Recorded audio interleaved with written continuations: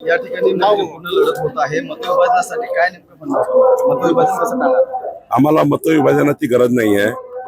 आमच्या अर्पिताताई शिंदे आणि सर्व नगरसेवक 51% मतं घेऊन 2/3 बहुमताने निवडून येणार आहे. मतविभाजनामध्ये भाजप विश्वास करत नाही.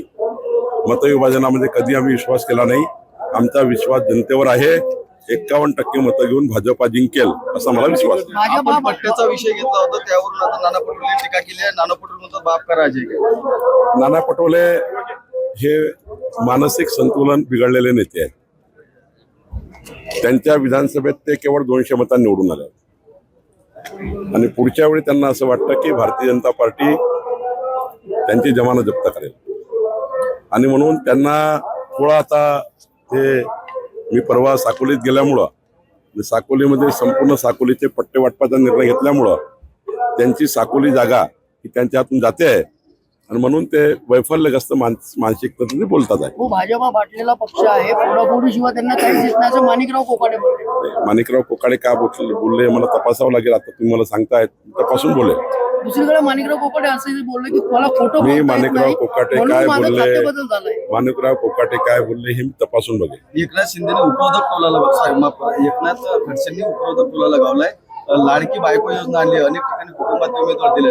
नाही, आता एकनाथ खडसे काय बोलले किंवा माणिकराव कोकाटे काय बोलले यापेक्षा बुलढाणा शहराकरता जे महत्वाचे निर्णय आपण घेतलेले आहे, मी ठरवलं आहे. देवेंद्र फडणवीसजींनी मला सूचना दिली आहे की बुलढाण्याच्या संपूर्ण जे काही घरं असतील 15/10/2024 नंतरचे 15/10/2024च्या आतपर्यंत त्यापूर्वीचे त्या सर्व घरांचे प्रॉपर्टी कार्ड देण्याचा निर्णय आपल्या सरकारने केला आहे.